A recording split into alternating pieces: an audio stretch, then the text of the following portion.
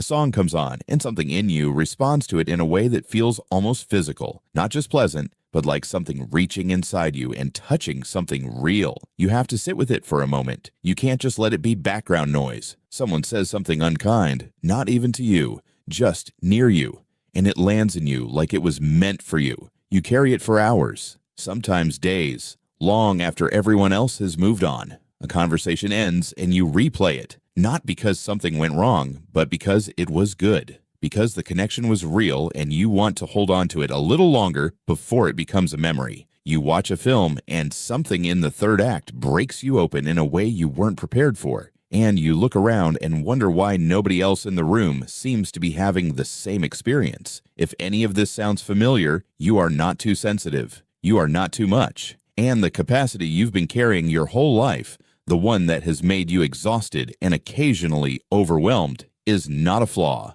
It is one of the rarest and most extraordinary things a human nervous system can do.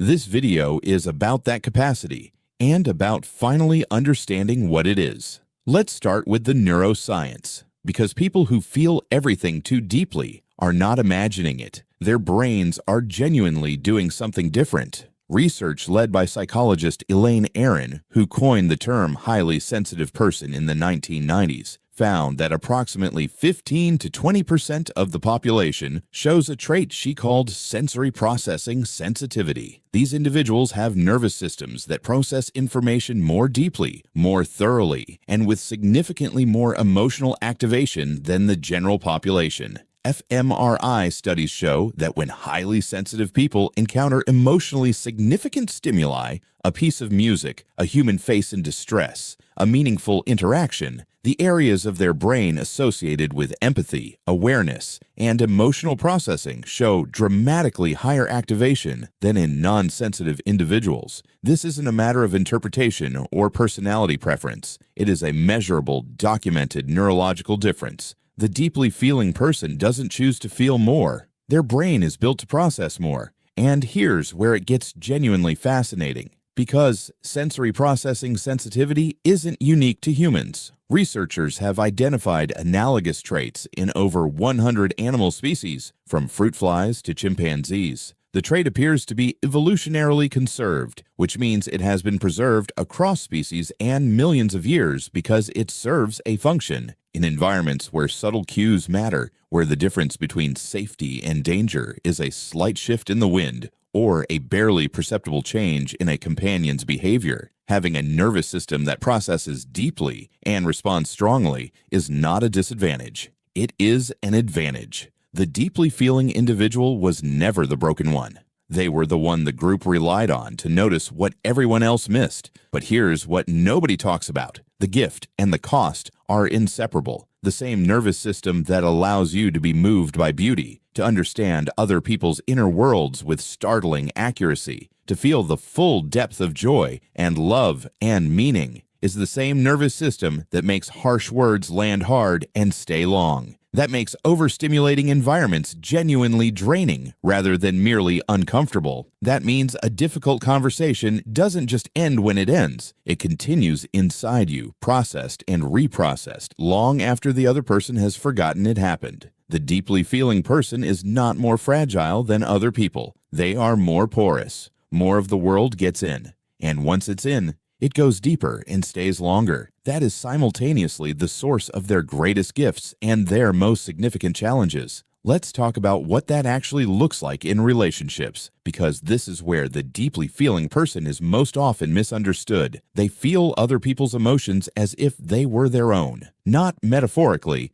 neurologically. Research on mirror neurons and empathic resonance shows that highly sensitive individuals show unusually high activation in brain regions associated with emotional mirroring. When someone near them is in pain, their nervous system responds with something close to the same activation pattern as if they were in pain themselves. When someone near them is joyful, that joy is genuinely neurologically contagious. This is why the deeply feeling person is often the one people turn to in crisis. They don't just listen, they actually feel what you're describing. The understanding they offer isn't performed, it's real, it's immediate, and it costs them something to give it. Every empathic encounter is a genuine expenditure of nervous system resources, and because of this, deeply feeling people need recovery time that others often don't understand. The introversion that many sensitive people experience isn't social aversion. It's the biological necessity of recharging a nervous system that has been deeply engaged. Now, here's something that might surprise you. Research consistently shows that highly sensitive people are not more emotionally unstable than the general population. What they are is more emotionally reactive in both directions. The pain is more intense, but so is the joy. The grief is deeper, but so is the gratitude. The anxiety is more acute, but so is the wonder. The deeply feeling person does not live in a smaller emotional world than everyone else. They live in a larger one with higher peaks and deeper valleys. And navigating that landscape requires a kind of emotional sophistication that most people never develop because they never had to. Let's be honest about something. Growing up deeply feeling in a world that wasn't built for it is genuinely hard. You were probably told at some point to toughen up, to not take things so personally, to stop being so sensitive, to let things go.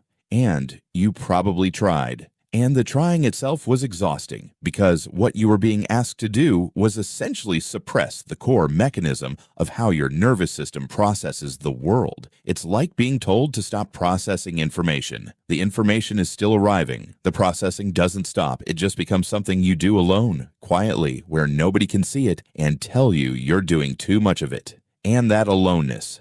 The aloneness of feeling things that nobody else around you seems to be feeling, of being moved by things that don't move others, of carrying emotional weight that you can't always explain or justify, is one of the quietest and most persistent forms of loneliness there is. But here's what's fascinating, and this is the part that changes things. Research by psychologist Michael Plewis at Queen Mary University of London introduced what he calls the Vantage sensitivity model. His research found that highly sensitive people don't just respond more strongly to negative experiences, they respond more strongly to positive ones too. Supportive relationships, enriching environments, beauty, meaning, moments of genuine connection. These register more powerfully in the sensitive nervous system than in others. The same trait that makes difficulty harder also makes goodness better, more vivid, more nourishing, more real. The deeply feeling person who finds the right environment, the right relationships, the right creative outlet, the right way of understanding their own wiring doesn't just cope, they thrive, often more fully than anyone around them. Because the capacity that made ordinary difficulty feel overwhelming is the same capacity that makes ordinary beauty feel transcendent. There is a version of your sensitivity that has cost you a great deal. The years of being told you were too much. The exhaustion of navigating a world calibrated for people who process less. The loneliness of feeling things nobody around you seemed to be feeling. And there is another version. The version that noticed the light changing in the late afternoon when nobody else looked up. The version that heard something in a piece of music that stopped you where you stood. The version that loved people with a depth and a loyalty that most people can only approximate. The version that understood without being told when someone near you was not okay. Both versions are real. Both are the same person. Both are the same nervous system doing what it was built to do. You were not built to feel less. You were built to feel more. And more, it turns out, is not a problem to be solved. It is a capacity to be understood. And once understood, to be inhabited fully, without apology, exactly as it is. Because the world doesn't need you to feel less. It needs people who feel deeply to keep feeling, to keep noticing, to keep understanding things that less porous nervous systems will never quite reach. You are not too much. You never were. You were always exactly enough. Subscribe to Brain Decoded for more psychology that finally says out loud what you've been carrying quietly for years. And if someone in your life feels everything too deeply, send this to them. Sometimes the most powerful thing you can do is let someone know that what they thought was their greatest flaw is actually one of their most extraordinary qualities.